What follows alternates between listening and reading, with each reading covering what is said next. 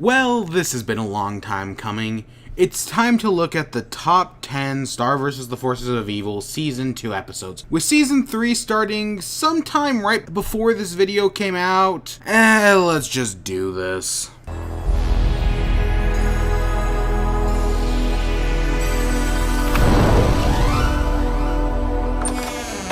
Huh? Why did you cause the fritz?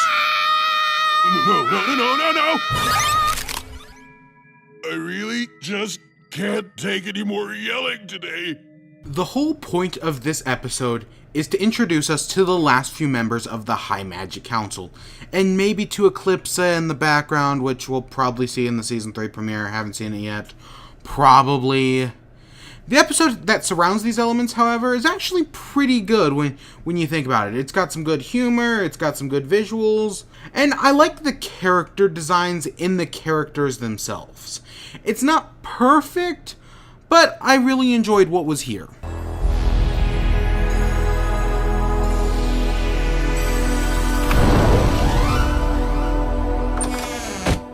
Hi, Jackie.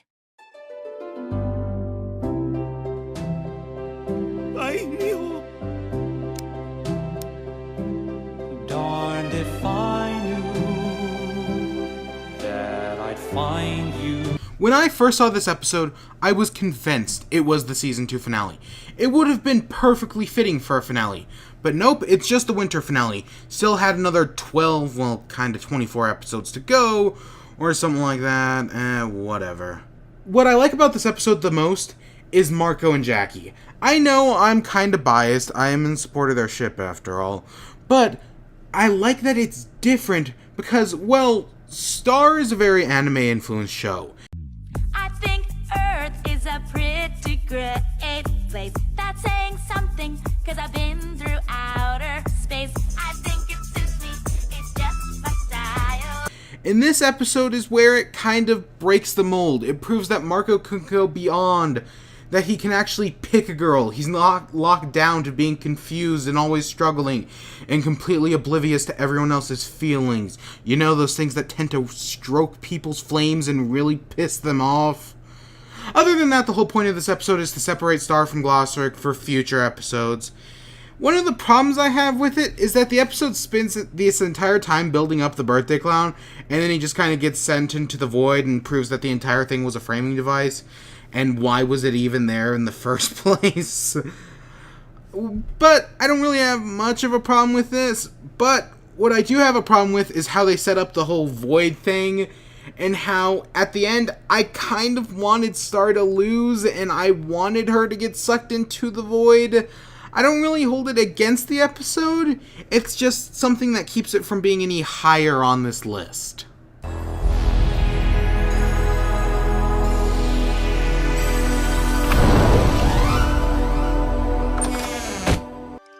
Welcome to 80 square feet of my own personal paradise. Oh, your home is so cozy. A radical tapestry. When I first saw this episode, I didn't like it. Something about it just rubbed me the wrong way.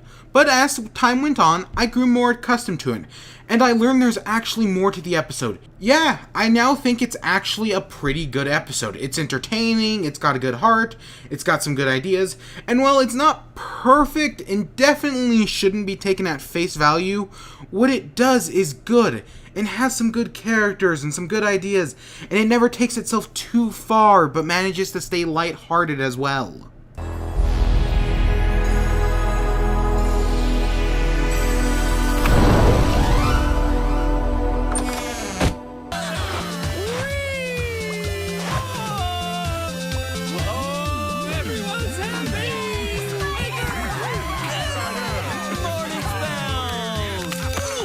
Comedy.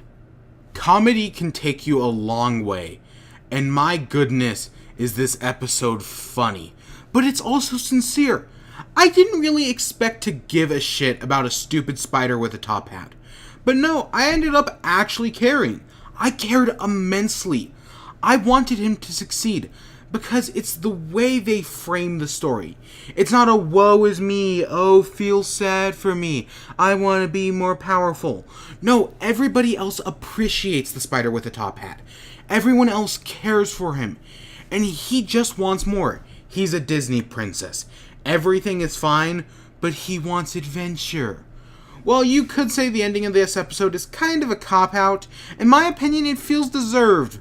Because when you see him trying, you see him struggling, you see everybody else supporting him. So, when you actually see him succeed, it's a good thing, because you know it's good to see a happy ending every once in a while.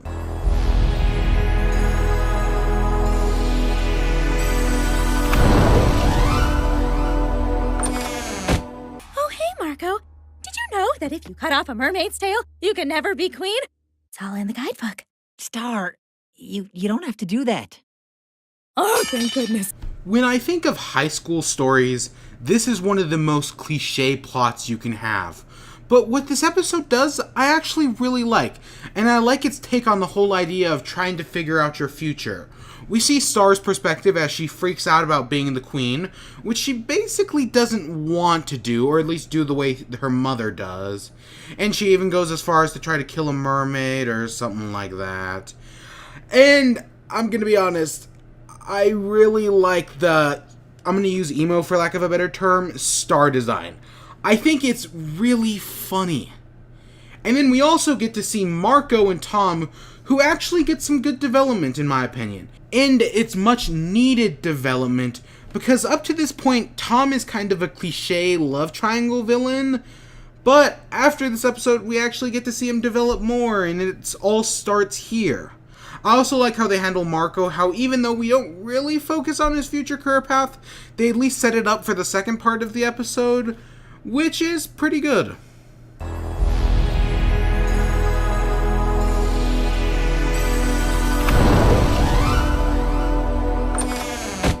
Who is the maid with the buttercup hair, who sleeps on moonbeams and dances on air, with tears made of honey and a heart full of bunnies?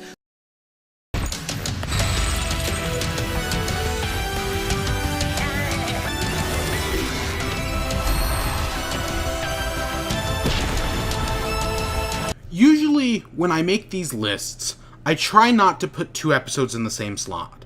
It feels kinda cheap, but for this one, I had to. I just couldn't separate them because they're both important.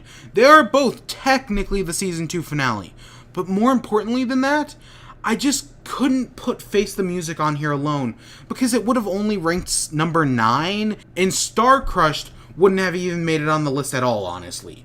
But if I combine the two, they both make it on the list, and they make it to a slot that I feel they deserve. Because there's a lot of good things here. Seeing Moon interact with Ludo's parents is great. A lot of stuff we see throughout Face the Music with the actual music is great. But it doesn't hold enough weight on its own. But combined with Star Crushed, then it's allowed to achieve its full potential. In Star Crushed, we have a lot of good moments, which, okay, yes, I'm all about the love triangle, which I know some people are sick of love triangles. Coming from a more recent anime background, I don't really have a problem with love triangles, and I especially always like this show's take on it. But that ending, man, that ending just kills it for me. Because, okay, I understand they want to set up the next season, but wow, do they not do a good job at it, in my opinion. Well, all the stuff about the High Magic Council and Moon raiding Ludo's base is actually really cool, and it's what the season set up the entire time. It does disappoint when it's revealed that Ludo is Toffee, and then having Star just whisked away back to Muni, but right before she leaves, of course she has to confess her love.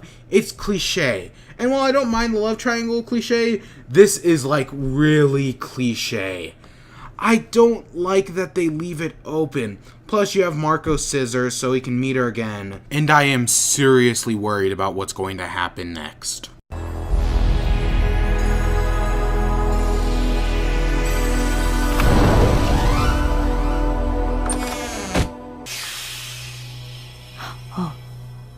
Eclipsa, queen of Muni, to a Mumin king was wed, but took a monster for her love, and away from Muni fled. Ooh, bad girl. I like this episode, of course. If I didn't, it wouldn't be on the list. Which, it is, but God, this show needs to stop doing time travel.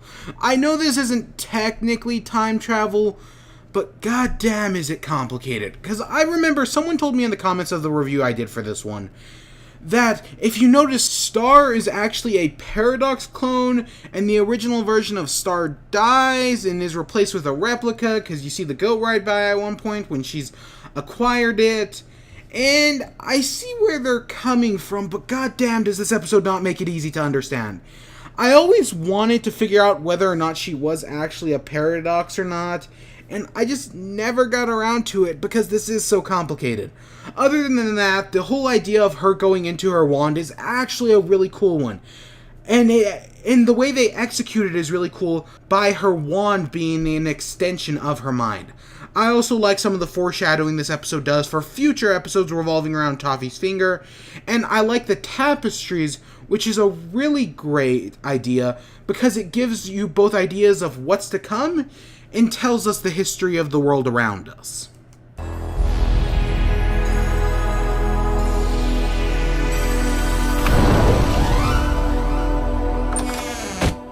Star, look at my girl, all grown up and playing flags. You make me so proud. Oh, Dad, you're so sweet.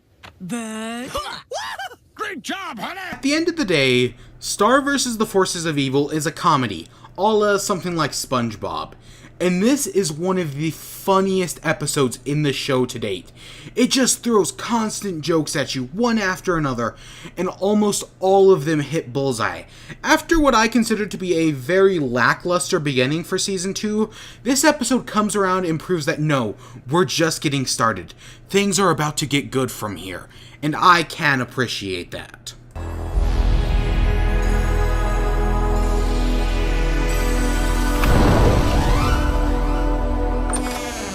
So it all comes down to this. 16 years. A lot of clones. Seem to go by like that. I finally tracked you down, Heckapoo. This is one of the best episodes this show has ever created. But I can't give it the number 1 slot because it takes such a great idea with so much potential and just squanders it. The idea of Marco disappearing for years, even decades, and then coming back, now having forgot the world he left behind, and having to readapt to the one from the one he's lived in for years, is such a great idea. But they never do it again. They set it up in this one, and then they just let it go, forget about it, and never use it again. And while that's technically not a problem with this episode, because of it, it just annoys me so much. It squanders so much great potential. So many great ideas that I love so much. But nope, they just never used it again. Because Season 2 has ended, they're never going to use it again. Or if they do, it'll be too late. They should have capitalized on this immediately. But nope, they just wasted it. Even still, this isn't unforgivable. The show does great things after this. It's just that by not capitalizing on it, they've retroactively tainted this episode. And I hate that I can't give it the number 1 slot it deserves.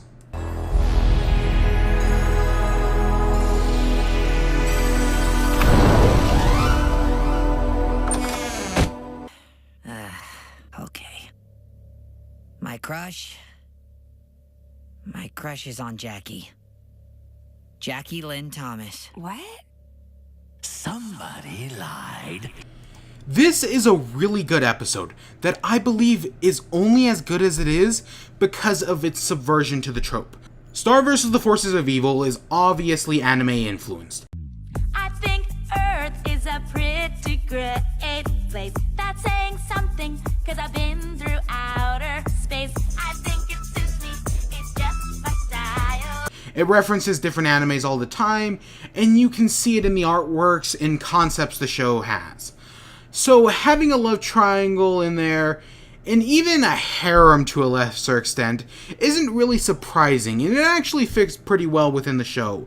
So an episode like this, normally the characters will try everything they do to not admit they love someone, Right, we see this in anime all the time. Usually it's around either a really clueless guy or a clueless but confused girl. Marco has an obvious crush on Jackie. Basically everyone can see it, even Jackie can to a lesser extent. But in most instances of episodes like this, he wouldn't admit his feelings. He'd go out of his way to not admit it. But in this, he straight up says it. Yes, I love her. Okay, well, on the other hand, you could argue that Star's response of saying that she loves Oscar, but she actually loves Marco, which, yes, I kind of despise that they end where it does, revealing that she actually loves Marco, whether or not she actually knows. I still don't think it follows the trope. Either having Star honestly believe she likes Oscar and only subconsciously liking Marco, I think changes everything. It changes what would normally be the trope, and it twists it on its head just enough. Also, by having her actually defend her argument, I think it works a lot better as a subversion. Other than these moments, everything else up to this moment works. It's not outstanding or anything, but it's really leading to that ending, which does not disappoint. I also just enjoy it a lot. And the fact that this episode gets followed up upon in a later episode is really appreciated. It's not just a waste of your time and a great idea that was ruined with time. But yeah, I hope you all enjoyed. I'm now prepared for season 3. Let's just get this over with. 2 hours. Until next time, peace.